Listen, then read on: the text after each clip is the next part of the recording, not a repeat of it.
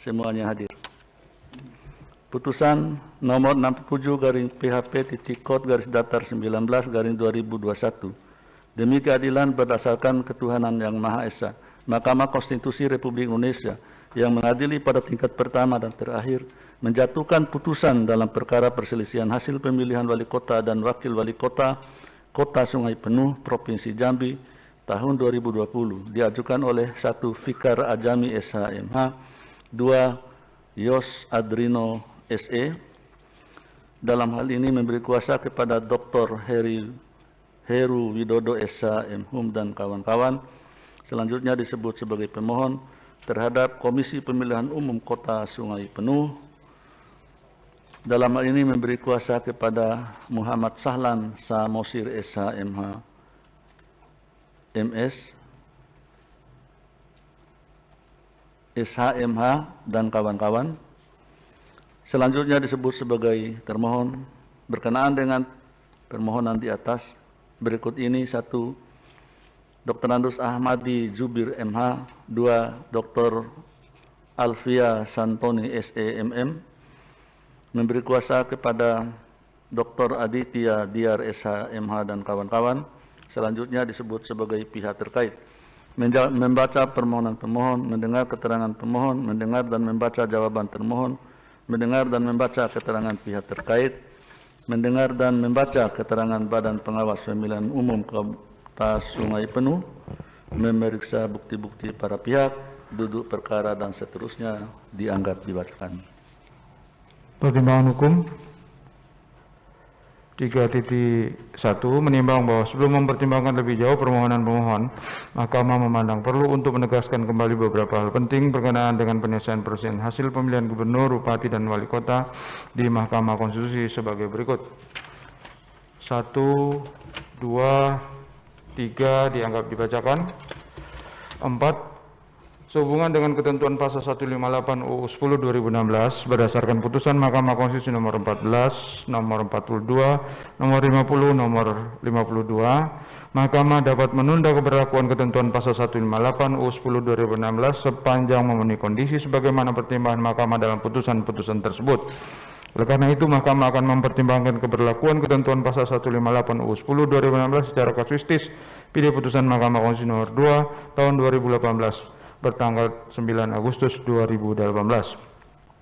Kewenangan Mahkamah dalam eksepsi 3.2 dianggap dibacakan. 3.3 bahwa berdasarkan uraian pertimbangan tersebut di atas, karena ternyata permohonan pemohon adalah berkaitan dengan perselisihan penetapan perolehan suara dan petitum pemohon berkenaan dengan pembatalan surat putusan Komisi Pemilihan Umum Kota Sungai Penuh nomor 320 dan 320 dan seterusnya tahun 2020 tentang penetapan rekapitulasi hasil perhitungan suara pemilihan wali kota dan wakil wali kota Sungai Penuh tahun 2020 tanggal 17 Desember 2020, maka Mahkamah berwenang mengadili permohonan pemohon aku, dan oleh karenanya eksepsi termohon dan pihak terkait berkenaan dengan kewenangan Mahkamah tidak beralasan menurut hukum.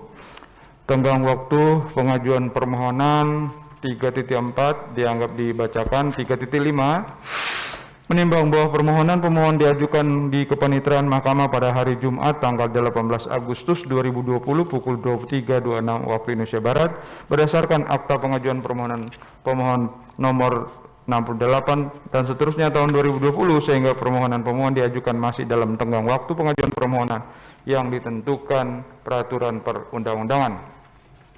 Kedudukan hukum pemohon dalam eksepsi 3.6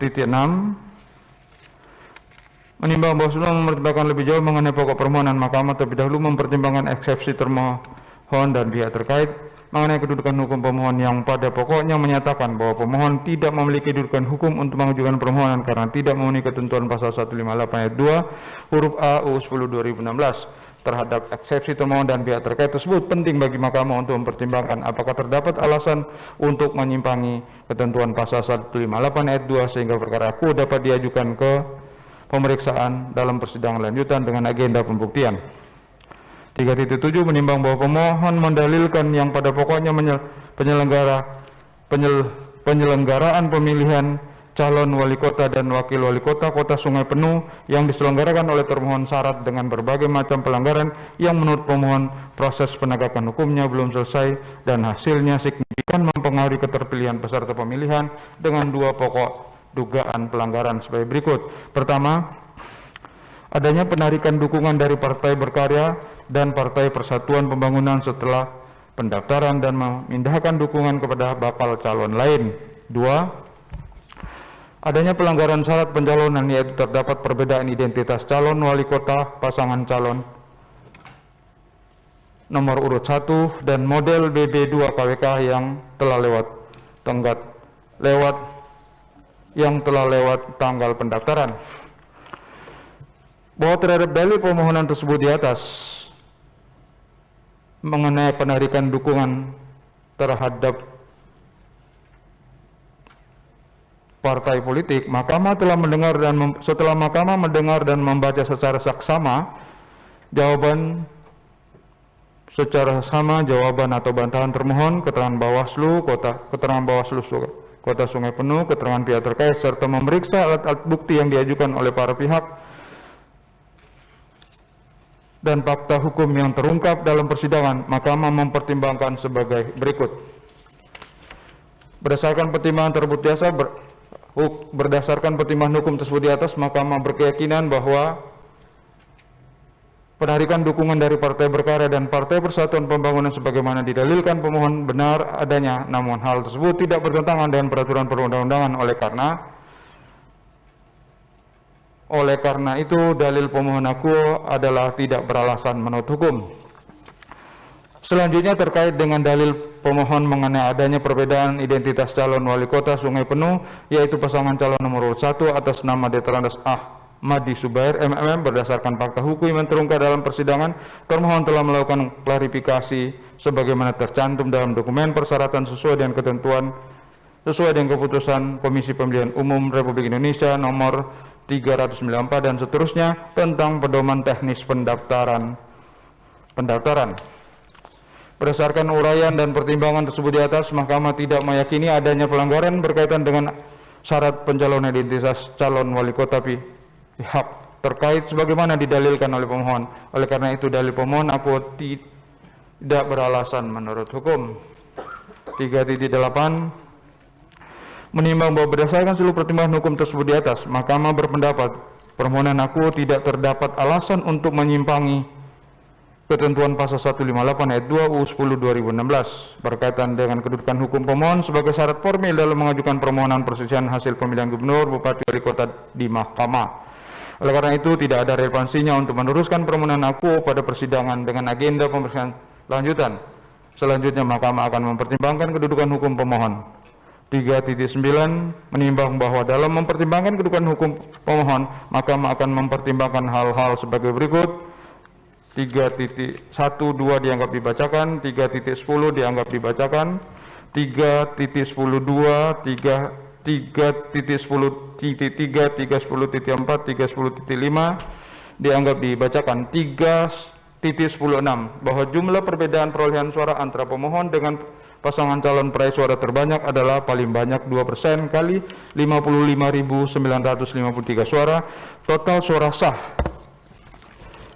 sama dengan 1.119 suara. Dengan demikian, selisih maksimal untuk dapat mengajukan permohonan sengketa hasil ke Mahkamah adalah 1.119 suara. 3.10.7 bahwa perolehan suara pemohon adalah 27.170 suara, sedangkan perolehan suara pihak terkait pasangan calon peraih suara terbanyak adalah 28.783 suara, sehingga perbedaan perolehan suara antara pemohon dan pihak terkait adalah 28.783 suara dikurangi 27.170 suara sama dengan 1.613 suara, sehingga lebih dari 1.119 suara atau lebih dari 2%, yaitu 2,88%. 3.11 menimbang bahwa berdasarkan pertimbangan hukum di atas, Mahkamah berpendapat meskipun pemohon adalah pasangan calon wali kota dan wakil wali kota Sungai Penuh dalam pemilihan wali kota dan wakil wali kota Sungai Penuh tahun 2020, namun pemohon tidak memenuhi ketentuan berkaitan dengan kedudukan hukum untuk mengajukan permohonan sebagaimana dimaksud dalam pasal 158 UU 10 2016. Oleh karena itu, menurut Mahkamah, pemohon tidak memiliki kedudukan hukum untuk mengajukan permohonan aku. Dengan demikian, eksepsi termohon dan eksepsi pihak terkait bahwa pemohon tidak memiliki kedudukan hukum adalah beralasan menurut hukum. 3.12 menimbang bahwa berdasarkan seluruh uraian pertimbangan hukum tersebut di atas, permohonan pemohon tidak memenuhi ketentuan pasal 158 ayat 2 UU 10 2016 berkenaan dengan kedudukan hukum. Andai-pun ketentuan tersebut disimpangi kuat non, telah ternyata dalil-dalil pokok permohonan pemohon tidak beralasan menurut hukum. 3.13 menimbang bahwa oleh karena eksepsi termohon dan eksepsi pihak terkait mengenai kedudukan hukum pemohon beralasan menurut hukum, maka eksepsi lain dari termohon dan pihak terkait serta pokok permohonan sebelumnya tidak dipertimbangkan. 3.14 menimbang bahwa terhadap hal-hal lain yang berkaitan dengan permohonan pemohon tidak dipertimbangkan lebih lanjut karena menurut Mahkamah tidak ada relevansinya dan oleh karenanya harus dinyatakan pula tidak beralasan menurut hukum. Konklusi, berdasarkan penilaian atas fakta dan hukum sebagaimana diuraikan di atas, Mahkamah berkesimpulan: 1. Eksepsi termohon dan pihak terkait mengenai kewenangan Mahkamah tidak beralasan menurut hukum. 2. Mahkamah berwenang mengadili permohonan aku. 3. Permohonan pemohon diajukan masih dalam tenggang waktu yang ditentukan peraturan perundang-undangan. 4. Eksepsi termohon dan eksepsi pihak terkait mengenai kedudukan hukum pemohon beralasan menurut hukum. 5. Pemohon tidak memiliki kedudukan hukum untuk mengajukan permohonan aku. 6.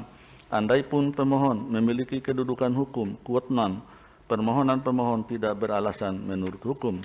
7. Eksepsi dari termohon dan pihak terkait lainnya serta pokok permohonan pemohon serta hal-hal lainnya tidak dipertimbangkan. Berdasarkan Undang-Undang Nomor 24 Tahun 2003 tentang Mahkamah Konstitusi dan seterusnya, amar putusan mengadili dalam eksepsi 1. Menyatakan eksepsi termohon dan eksepsi pihak terkait berkenaan dengan kedudukan hukum pemohon beralasan menurut hukum. 2. Menyatakan pemohon tidak memiliki kedudukan hukum. Dalam pokok permohonan, menyatakan permohonan pemohon tidak dapat diterima. Demikian diputus dalam rapat permusyawaratan hakim oleh 9 hakim konstitusi, yaitu Anwar Usman selaku ketua merangkap anggota, Aswanto Suhartoyo, Daniel Yusmik PFW, Arif Hidayat, Eni Nurbaningsi, Manahan MP Sitompu, Saldi Isra, dan Wahidudin Adams masing-masing sebagai anggota pada hari Rabu tanggal 10 bulan Februari tahun 2021 dan diucapkan dalam sidang pleno Mahkamah Konstitusi terbuka untuk umum pada hari Selasa tanggal 16 bulan Februari tahun 2021 selesai diucapkan pukul 10.08 WIB oleh 9 hakim tersebut di atas dengan dibantu oleh Ahmad Edi Subianto sebagai panitera pengganti dan dihadiri oleh pemohon atau kuasa hukumnya, termohon atau kuasa hukumnya, pihak terkait atau kuasa hukumnya, dan Bawaslu Kota Sungai Penuh. Selanjutnya perkara nomor 79 menurut catatan panitera semua pihak hadir. Putusan nomor 79/PHP.BUB/19/2021. Demi keadilan berdasarkan ketuhanan yang Maha Esa, Mahkamah Konstitusi Republik Indonesia yang mengadili pada tingkat pertama dan terakhir menjatuhkan putusan dalam perkara perselisihan hasil pemilihan Bupati dan Wakil Bupati Mandailing Natal, Provinsi Sumatera Utara tahun 2020 diajukan oleh 1. HM Sofat Nasution, 2. Isnur Zubair Lubis.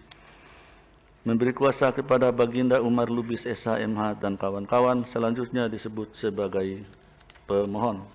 Terhadap Komisi Pemilihan Umum Kabupaten Mandailing Natal, memberi kuasa kepada Sahruzal SH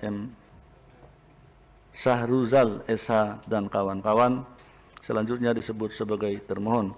Berkenaan dengan permohonan di atas, berikut ini: 1. Dr. Andus H. Dahlan Hasan Nasution, 2. H. Aswin memberi kuasa kepada Muhammad Amin Nasution SH MH dan kawan-kawan selanjutnya disebut sebagai pihak terkait membaca permohonan pemohon, mendengar keterangan pemohon, mendengar dan membaca jawaban termohon, mendengar dan membaca keterangan pihak terkait, mendengar dan membaca keterangan Badan Pengawas Pemilihan Umum Kabupaten Mandailing Natal, memeriksa bukti-bukti pemohon, termohon, pihak terkait dan Bawaslu Kabupaten Mandailing Natal, duduk perkara dan seterusnya dianggap dibacakan. Pertimbangan hukum 3.1 dianggap dibacakan. 3.2 menimbang bahwa sebelum pertimbangan lebih jauh kewenangan mahkamah, penting bagi mahkamah untuk terlebih dahulu mempertimbangkan eksepsi termohon dan pihak terkait berkenaan dengan kewenangan mahkamah yang pada pokoknya menyatakan mahkamah tidak berwenang mengadili permohonan aku karena mahkamah hanya mengadili permohonan yang berkaitan dengan persisian tambahannya persisian hasil perolehan suara, sedangkan hal lain merupakan kewenangan lembaga lain. Bahwa berdasarkan rangkaian pertimbangan tersebut di atas, oleh karena objek permohonan adalah berkenaan dengan pembatalan surat keputusan KPU nomor 232 PL dan seterusnya dianggap dibacakan.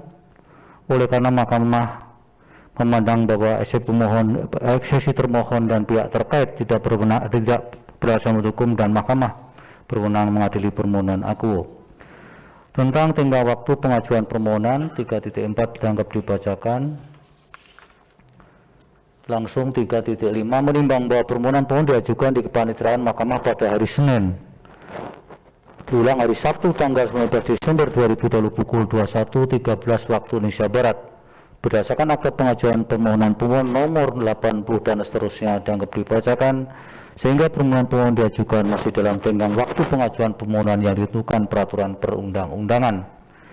Kedudukan hukum pemohon dalam eksepsi menimbang bahwa sebelum pertimbangan lebih lanjut mengenai pokok permohonan, eksepsi termohon dan pihak terkait mengenai kedudukan hukum pemohon yang pada pokoknya menyatakan bahwa pemohon tidak memiliki kedudukan hukum untuk mengajukan permohonan karena tidak memiliki ketentuan pasal 158 ayat 2 huruf B UU 10 2016. Mahkamah terdahulu akan mempertimbangkan apakah terdapat alasan bagi mahkamah untuk melanjutkan ke pemeriksaan persidangan lanjutan sehingga dapat menyimpangi ketentuan keberlakuan pasal 158 UU 10 2016.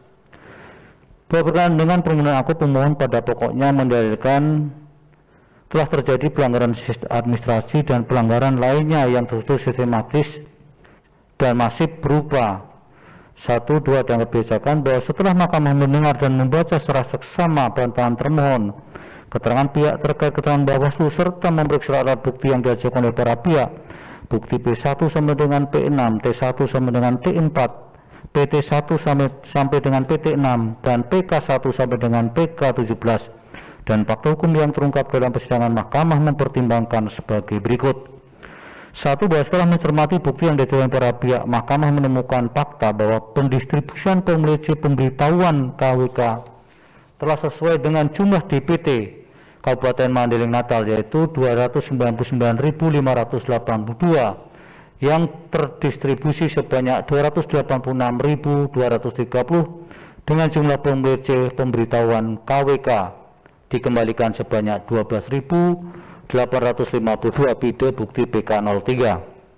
2. Bahwa dugaan penggunaan hak pilih milik orang lain di Kecamatan Panyabungan Timur di TPS 0 Desa Huta Tinggi Kecamatan Panyabungan Timur, mahkamah tidak mendapatkan bukti yang dapat meyakinkan bahwa dugaan penggunaan hak pilih orang lain tersebut benar mempengaruhi perolehan suara pemohon di TPS dimaksud. Terlebih lagi terdapat fakta hukum yang terungkap di persidangan bahwa Panwascam Penyabungan Timur telah menerbitkan surat rekomendasi pelaksanaan pemungutan suara ulang melalui surat nomor 80K dan seterusnya tanggal 11 Desember 2020 dan rekomendasi aku telah dilaksanakan oleh KPU Kabupaten Mandailing Natal pada tanggal 13 Desember 2020 bide bukti PK04. 3. Bahwa terhadap pemohon berkaitan dengan pelanggaran politik uang setelah mencermati permohonan pemohon telah ternyata pemohon tidak dapat menjelaskan dan menguraikan secara rinci mengenai bagaimana, di mana dan dilakukan oleh siapa dugaan tersebut dugaan terhadap pelanggaran tersebut. Oleh karena itu, dalil yang demikian adalah dalil yang kebenaran tidak didukung dengan bukti yang dapat meyakinkan mahkamah. Terlebih lagi laporan mengenai dugaan politik uang yang diterima Bawaslu Kabupaten Mandailing Natal pada tanggal 15 Desember 2020 dan 14 Oktober 2020 setelah diperiksa oleh Bawaslu dinyatakan tidak terbukti karena tidak memenuhi syarat formil pide bukti PK06 dan pide bukti PK07. Bahwa berdasarkan pertimbangan hukum tersebut, Mahkamah berpendapat dalil-dalil pokok permohonan adalah tidak beralasan menurut hukum. Demi hukumnya diganti. Tidak beralasan menurut hukum. Menimbang bahwa berdasarkan seluruh pertimbangan hukum tersebut di atas, Mahkamah berpendapat permohonan aku tidak terdapat alasan untuk menyimpangi ketentuan pasal 158 ayat 2 UU 10 2016 berkaitan dengan kedudukan hukum pemohon sebagai salah satu syarat formil dalam mengajukan permohonan perselisihan hasil pemilihan gubernur, bupati, dan wali kota di mahkamah. Oleh karena itu tidak ada relevansinya untuk meneruskan permohonan aku pada persidangan dengan agenda pemeriksaan lanjutan, dan selanjutnya mahkamah akan mempertimbangkan kedudukan hukum pemohon. 3.8 dianggap dibacakan, dan seterusnya langsung pada 39.6 bahwa jumlah perbedaan perolehan suara antara pemohon dengan pasangan calon perolehan suara terbanyak adalah paling banyak 1,5% kali 203.207 suara sama dengan 3.048 suara. Bahwa perolehan suara pemohon adalah 44.993 suara, sedangkan perolehan suara pihak terkait adalah 79.293 suara, sehingga perbedaan perolehan suara antara pemohon dan pihak terkait adalah 34.300 suara sama dengan 22,14% atau lebih dari 3.048 suara. Menimbang bahwa berdasarkan pertimbangan hukum di atas, Mahkamah berpendapat meskipun pemohon adalah pasangan calon bupati dan wakil bupati dalam pemilihan bupati dan wakil bupati Mandailing Natal tahun 2020, namun pemohon tidak memenuhi ketentuan pengajuan permohonan sebagaimana dimaksud dalam pasal 158 ayat 2 huruf B UU 10 2016. Oleh karena itu, menurut Mahkamah, pemohon tidak memiliki kedudukan hukum untuk mengajukan permohonan aku. Dengan demikian, eksepsi termohon dan pihak terkait bahwa pemohon tidak memiliki kedudukan hukum adalah beralasan menurut hukum. Menimbang bahwa berdasarkan uraian pertimbangan hukum tersebut di atas, permohonan pemohon tidak memiliki ketentuan pasal 158 ayat 2 UU 10 2016 berkenaan dengan kedudukan hukum. Andai pun ketentuan tersebut disimpangi kuat non, telah ternyata dalil-dalil pokok permohonan pemohon tidak beralasan menurut hukum. Menimbang bahwa oleh karena eksepsi termohon dan pihak terkait mengenai kedudukan hukum pemohon beralasan menurut hukum, maka Mahkamah tidak mempertimbangkan eksepsi lain dari termohon dan pihak terkait serta pokok permohonan selebihnya. Menimbang bahwa terhadap hal-hal lain yang berkaitan dengan permohonan aku tidak dipertimbangkan lebih lanjut karena menurut Mahkamah tidak ada relevansinya, dan oleh karenanya harus dinyatakan pula tidak beralasan menurut hukum. Konklusi, berdasarkan penilaian atas fakta dan hukum sebagaimana diuraikan di atas, Mahkamah berkesimpulan: 1. Eksepsi termohon dan pihak terkait mengenai kewenangan Mahkamah tidak beralasan menurut hukum. 2. Mahkamah berwenang mengadili permohonan aku. 3. Permohonan pemohon diajukan masih dalam tenggang waktu yang ditentukan peraturan perundang-undangan. 4. Eksepsi termohon dan eksepsi pihak terkait mengenai kedudukan hukum pemohon beralasan menurut hukum. 5. Pemohon tidak memiliki kedudukan hukum untuk mengajukan permohonan aku. 6. Andaipun pemohon memiliki kedudukan hukum quote non, permohonan pemohon tidak beralasan menurut hukum. 7. Eksepsi lain dari termohon dan pihak terkait, pokok permohonan selebihnya, serta hal-hal lain tidak dipertimbangkan lebih lanjut. Berdasarkan Undang-Undang Nomor 24 Tahun 2003 tentang Mahkamah Konstitusi dan seterusnya, amar putusan mengadili dalam eksepsi 1 menyatakan eksepsi termohon dan pihak terkait berkenaan dengan kedudukan hukum pemohon beralasan menurut hukum. 2 menyatakan pemohon tidak memiliki kedudukan hukum. Dalam pokok permohonan menyatakan permohonan pemohon tidak dapat diterima.